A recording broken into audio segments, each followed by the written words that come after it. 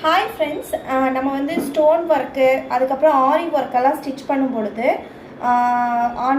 Stone work, ஆரி work, அதுக்கப்புறம் பார்த்திங்கன்னா ப்ளவுஸில் சுடிலாம் வந்து பைப்பிங் வைக்கிறது, அதுக்கெல்லாம் வந்து நம்ம இந்த மாதிரி ஃபுட்டை வந்து சேஞ்ச் பண்ணுவோம். சிங்கிள் ஃபுட் வந்து சேஞ்ச் பண்ணுவோம். அது எப்படி சேஞ்ச் பண்ணுறது அப்படிங்கிறது இன்றைக்கி பார்க்கலாம்.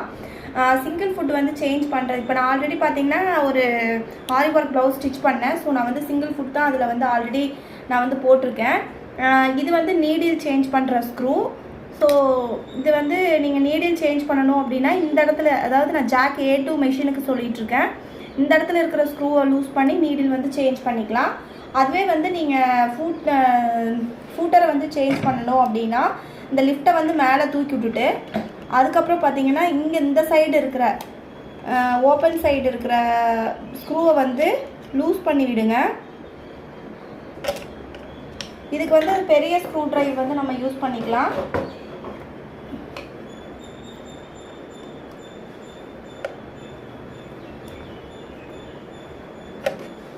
இந்த ஸ்க்ரூவை வந்து லூஸ் பண்ணிட்டு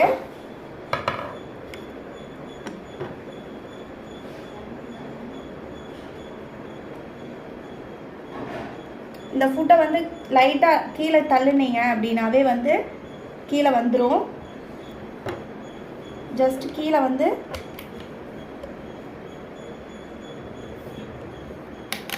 இப்படி எடுத்துடலாம். எடுத்துட்டு இந்த ஃபுட்டை வந்து இந்த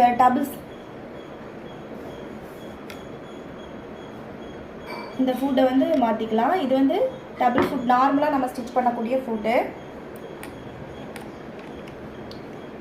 இப்படி போட்டுட்டு ஃபஸ்ட்டு நீடியில் வந்து மேலே ஏற்றிக்கிங்க. நீடியில் மேலே ஏற்றிட்டு சென்டராக இருக்கிற மாதிரி பார்த்துக்கோங்க. டபுள் ஃபுட் போடும் பொழுது நீடில் வந்து கரெக்டாக சென்டராக வர மாதிரி பார்த்துட்டு அதுக்கப்புறம் வந்து ஸ்க்ரூவை டைட் பண்ணிக்கணும். அவ்வளோதான், ஈஸியாக வந்து சேஞ்ச் பண்ணிடலாம். ஜஸ்ட் இந்த ஸ்க்ரூவை லூஸ் பண்ணுறோம்,